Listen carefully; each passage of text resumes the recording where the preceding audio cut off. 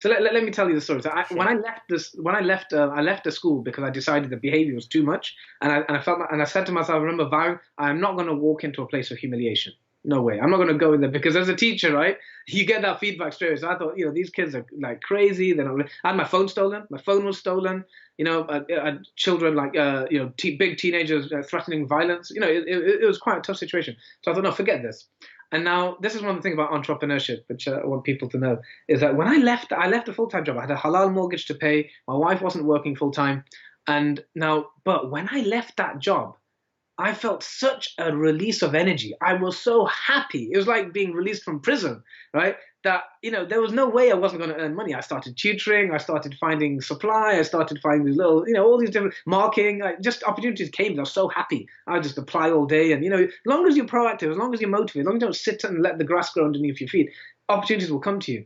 And at that point, I still remember this. I went to a business workshop. When the council do these free workshops. So I went to this workshop, and this is really funny. So I'd started my tutoring business. My intention was to learn how to kind of like build my tutoring business from this workshop. And the guy who did it, sometimes they have like positive discrimination. I mean, it benefited me to be honest. As a teacher, like they needed more male Asians. That helped me go from law degree to English teacher. So I understand why they do it. So it looked like they got some ethnic minority person. I can't remember where he's from, but I knew he was. We had a very heavy accent, and his English wasn't very good. And so he was a trainer. And he was teaching all these guys, all these people who want to set up businesses, and he was training us on how to do it. And the funny thing was, it was really bad, right? It was a really poor workshop. And I remember thinking to myself, this is so bad. And this guy's getting paid to go around the country doing these workshops. And I thought, I can do a better job than him. Mm. And alhamdulillah, that was actually the inspiration for me to set up my very first time management workshop. Because it was so bad, that gave me the inspiration to think, okay, I can do this. It's quite easy. And he's doing such a bad job at it. And I thought, what can I do? And I thought, okay. And at the time, I'd been implementing 2 books, right? And this is to show you how little you can have to start off. It's 7 Habits of Highly Effective People.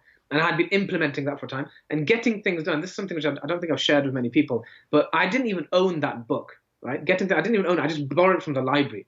And in fact, some of the books which I've implemented the most, I haven't even owned. I borrowed it, made notes, and I kept the notes. I didn't even need the book again, right? And you become the book, right? Mm. You act on it so much, you become the book. So just based on those 2 books, I made 2 workshops. First one was Principled Time Management.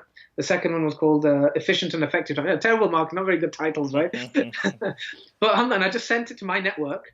And alhamdulillah, I remember the first one, and the funny thing was, this was Productive Muslim wasn't even that big then, right? So I remember, so we were both kind of at the same time. I even collaborated with him. He interviewed me at that time. I did a workshop with him together. So it was quite new. It was quite a new thing. And alhamdulillah, people came, and even scholars came to that workshop. I was humbled, like my local imam, came, and even scholars came for coaching, and it all started then. But it was like a pet project. It was something I did on the side, and then I stopped when the Muslim school opportunity came. That was very much took up so much time, and I devoted all my time, and I just kind of left it on the back burner, and all these years, and then when this book club started, that's when I got thinking, well, maybe, that is my passion. That's something I really enjoy. Maybe it's time to bring that back. And I asked one of my sheikhs, and he said, yeah, I think you'll be really, and this is the thing about encouragement. You're a mentor. When you respect someone and they give you that encouragement, they give you that green light, it can make the difference between the birth of an organization and something never starting. And I remember his encouragement. It was just something like, I think you'll be really good at it. And I said, should I go and get training with, the best one? He says, you should, inshallah, you can train others. And just those few words gave me so much confidence, that okay, my own sheikh is telling me this. So yeah, let's go for it, And so that's when I resumed it, and I decided, okay, let's do this properly, and then that's when I started intensely training, and I actually went to Kuwait for a year. Again, this was a big opportunity. Saved up for a year, and I invested large amounts of money in training myself, learning with top coaches to get my knowledge of Tamil to a higher level. And then, inshallah, then from there I started relaunching workshops, and alhamdulillah, that's been like a few years now. Where I've been kind of going back into it, and I've not looked back since.